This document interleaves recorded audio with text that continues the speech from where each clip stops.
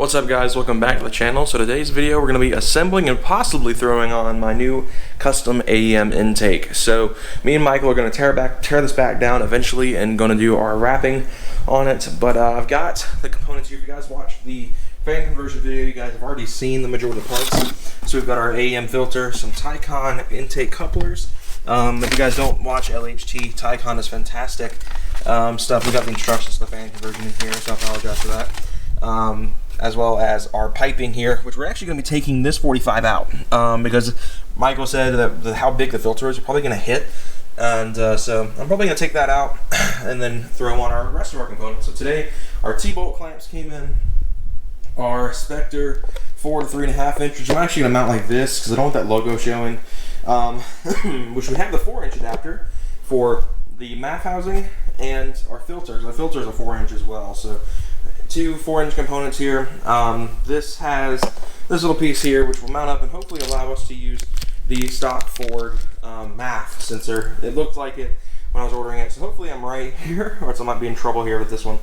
But yeah, that's kind of what we're doing. Today I'm going to be doing our final assembly of the whole thing with our T-bolt clamps and all of that stuff, as well as getting the MAF housing put together and possibly throwing this on the truck today and seeing how it will sound. So I don't know what these pieces are for, so I'm not quite sure if I'm going to use these at all. What exactly these do, I have no clue. So I don't know if those are like restrictor plates or something like that, but I'm just going to kind of bolt things up as they are right now. Just kind of bolt the MAF little plug here, adapter here to the housing, and then we're going to do final assembly and possibly installation today. So yeah, let's get started with the assembly part, which I'm going to put my tripod where my MacBook is currently sitting on my bed here so I can get a pretty good angle of it. So yeah, let's get into that. I hope you guys enjoyed this video.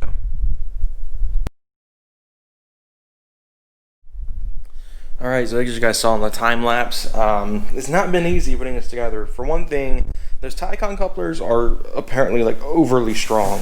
Now the next hiccup I've ran into, and this is really annoying because I don't think I can RMA this now because it's out of the package, but the MAF housing isn't matching up with the factory one. I went and looked at the MAF. I can't actually take the MAF out because of a weird screw that the factory MAF uses. This doesn't match how the factory MAF is. And to my understanding, this was obviously a mistake on my end. I looked at this and thought the bolt pattern was correct. The MAF's shape was correct. It's not like a circular MAF like I've seen on some cars. So I was like, okay, this has to work. So I bought it, and apparently it's not the right way. So I'm going to have to do some retooling here with the rest of this intake. So I have this set up like this right now, where this coupler here will go to the throttle body, and then we had this for the MAF housing, which I may actually have to flip this, or actually move this down to where the filter will sit. So that way I can do kind of like how I did with the Spec D. Well, I'll have the filter feed into the 4-inch side, and then have my my stock MAF right here in the middle. It's obviously going to cause a bit of restriction.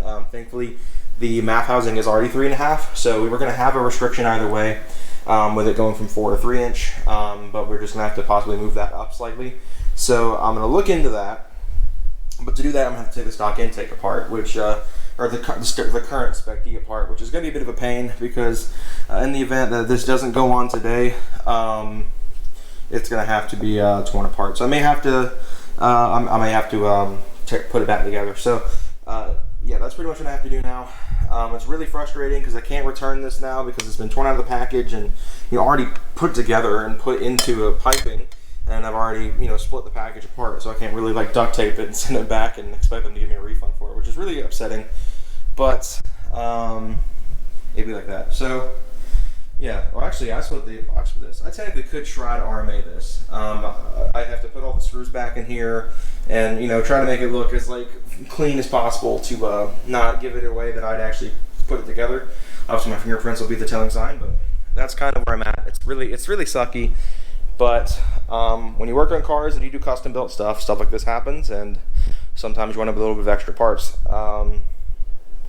But yeah, so I'm going to retool this a little bit, put the other Tycon coupler, which I thankfully still have, on, and we're going to use the 3 to 4 inch here, 3.5 to 4 inch here to install that with the stock MAF housing, I think.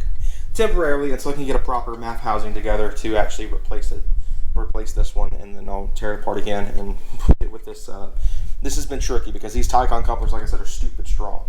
So as you guys saw, it took me about 10 minutes almost to take just this one elbow out, which was hung in with one of the Tycon couplers. So bit of a headache, but yeah, I'm gonna go ahead and tear this back down, and then we're gonna go outside of the truck and actually attempt installation.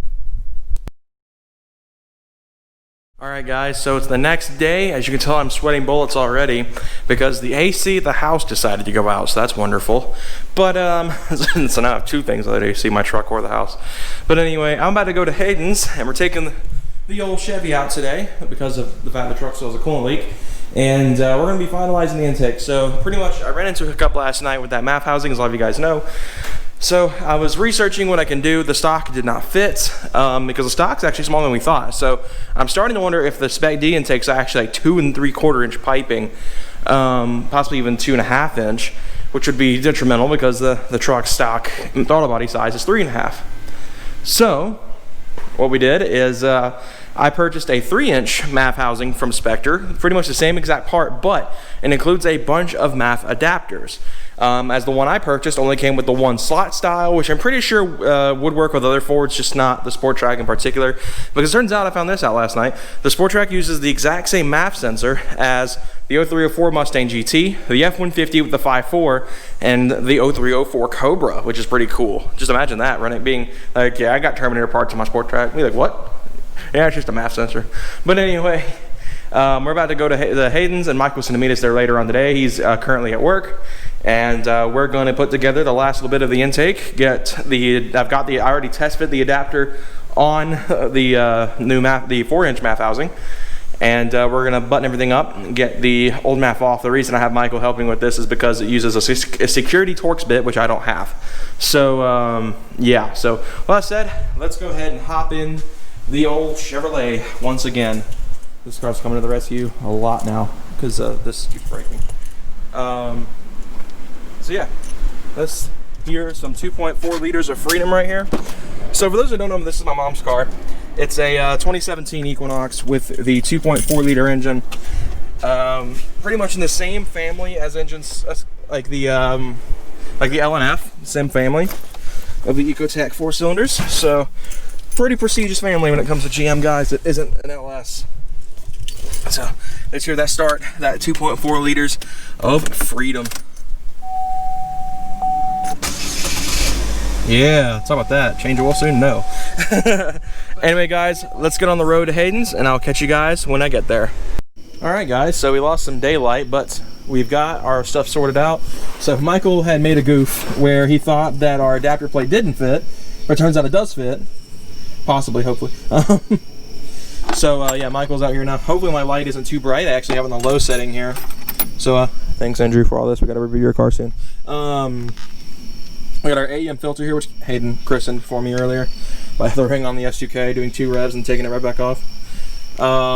We got this I just picked up from O'Reilly's, which has our security Torx bits because Michael accidentally grabbed the wrong kit, which is fine because I need more tools anymore. My toolbox is like practically empty. I've got like a swivel, plastic pry bar,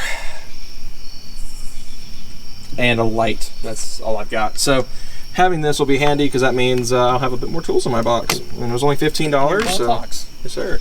I'm trying not to blind you with it. Money? What do you mean? I can't even get it. I need to get my Cruise driver, I guess. Who's calling me? So yeah, we're trying to get this off. Did you call me in Discord? Huh? Did you just call me in Discord? Yeah, I was trying to call my dad and I accidentally bumped your thing. Oh. On Discord? Huh? Your dad has a Discord? No. Oh. On my contacts, it still shows like the Discord. Oh yeah. What? See, look. We're started YouTube Discord audio. Yeah, that's retarded. Yeah.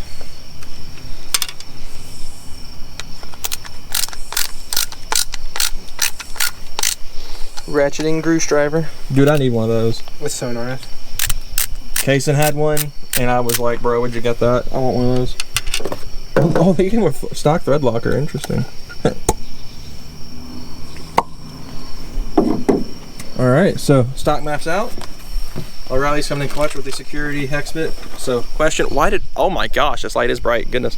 Why would Ford do that? That's like the dumbest thing, to go away from like a standard hex head or something like that. Ah, money.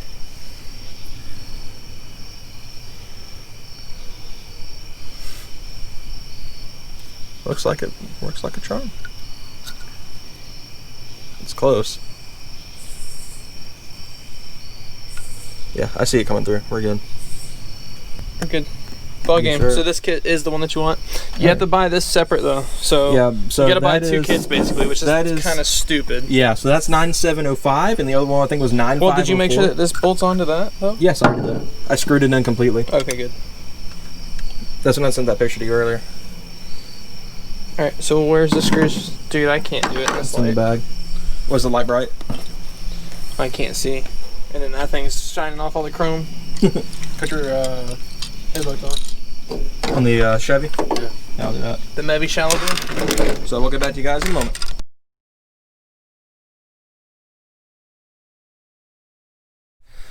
Alright guys, so it is the next day, day 3 of this video, and Michael's here because he was wanting to hang out. So we are here finishing up our install on the intake.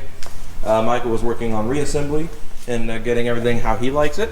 Even though I think I did a pretty good job with it myself. Michael doesn't trust me. But anyway, we've got our fancy new T-bolt clamps ready to go. We've got the old one off. We've got everything pretty much ready to go on the truck. We're pretty much just trying to figure out how we want to. Oh, they bring vinyl wrap again. Why don't you remind me? Rip. I had to think about it. But pretty much today's goal is to get the intake on, and then we're gonna possibly go for a test drive. I don't know. Again, I don't trust the coolant situation. I was hoping that me and my dad could look at that today, so we might do that later this afternoon. But yeah, we're ready to get our final assembly done and get this intake set up, and we'll be ready to rock. We still got to get that RTR Mustang? Whoa. RTR Sport Track. The RTR lights on this thing. Tis true, tis true. I guess we should put the clamps in. Who thinks we should do an RTR Sport Track build? Should we just paint? Should we just like rewrap this thing white later? Oh, that's what color you're doing though, right? No. And then we'll do so you just rolled out one color. Yeah. That's what I can do. I can just keep rolling out every color, and then people will just be like, "Oh, well, obviously it's this color, so and so color." Maybe. Because you keep censoring you. Rolling out the colors. Yeah. So. Yeah, we might. I was thinking about doing like RTR lights right here and the kidney girls right here. She said, "But I'm doing this bass backwards." Hello, it's me, Daddy. Whoa. You like that? Oh yeah. What in the world?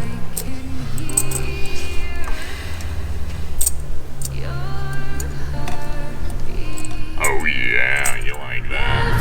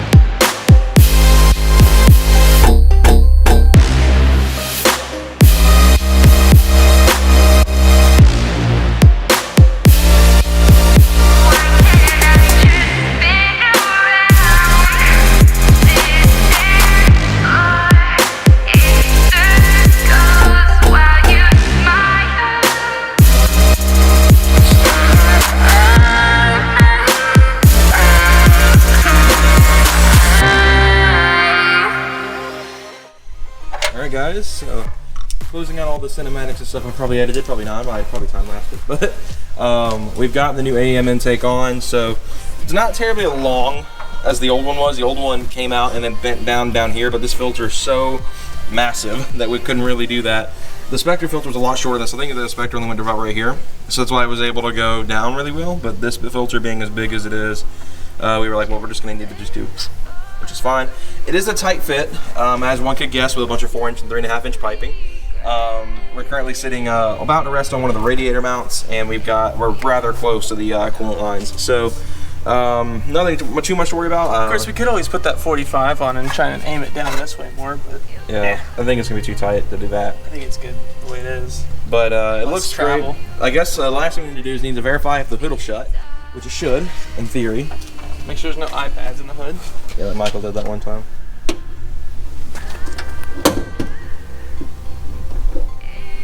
I don't see it moving. I think we gooch, son.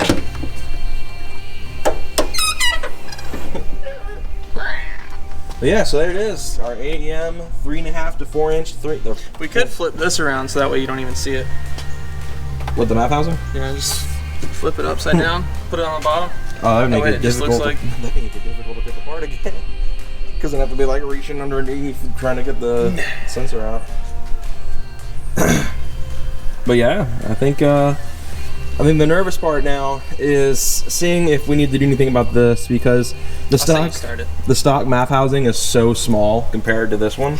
We've got a gasket on this. It did come with a gasket, so we shouldn't run into issues. Michael already did a pressure test on it yesterday. Yeah, and I can blow really hard. Whoa, take that as you will. Map housing proven. And I think we're good on that front. My main issue is the fact that this map sensor is meant for such a smaller map housing versus this is, so come on, I think the original one's like what, like 3.25 inch? Yeah. And this is 4 inch. Well, it's like 3-inch inside of the area because it actually reduces inside of itself. Yeah. So that's why I said if we need the reducers, we can slot them in there.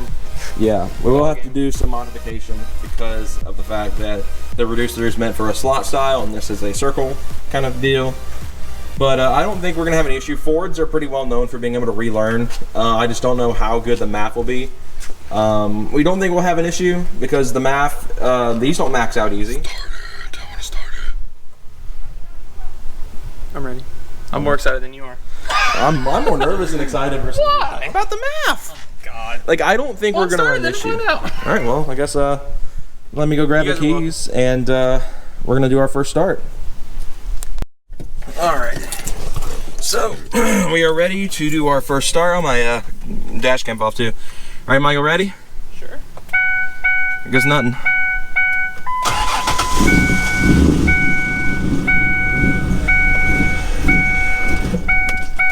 Yeah, I might have to put that air straightener in it. Yeah. With the reducer thing. That was not a happy sound. You did not like it. No, I did not. Here's your dad. Oh, perfect timing. Alright, let's cut that thing and slide it in there. Alrighty. Well, there you have it. 4-inch intake does not work with the stock math. Yeah. No. So, yeah, we ran into the hiccup as you guys saw in that last clip. The truck was not happy about that. So, we are filing down the reducers that the 4-inch came with. We're gonna see if that helps. The 3.5-inch, 3-inch came with.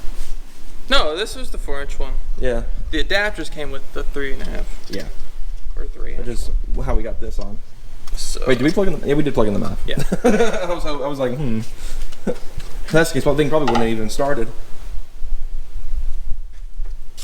So, yeah, was not happy about that. God, I need a lot more space than that. I need something that's gonna be faster. I need like a knife. A kniff. Kind of. So yeah, that was our other hiccup for the day. I had a feeling that would happen, so I didn't panic too bad. As you guys saw, I was like, oh, well, that sucks. Much as I wanted to. Was not thrilled. Oh, Michael got the big guns out now. He got the kniff.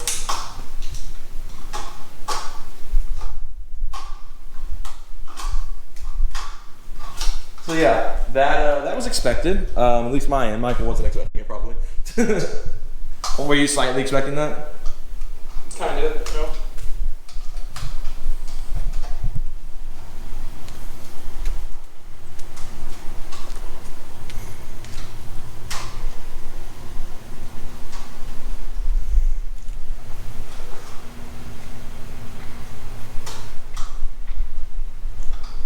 yeah, we're gonna get that done.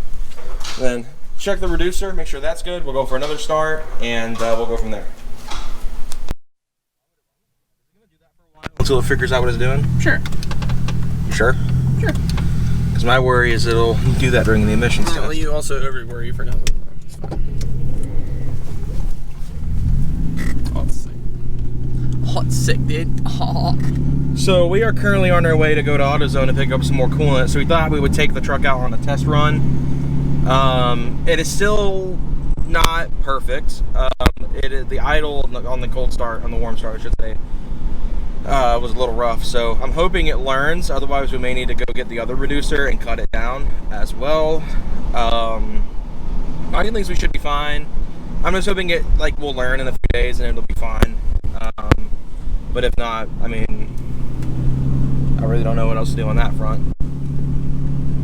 But it seems to be okay at the moment. The real question is when we actually start driving it, if it's gonna, oh, checking lights on. Does it? Let's see what it says. Probably missed our code.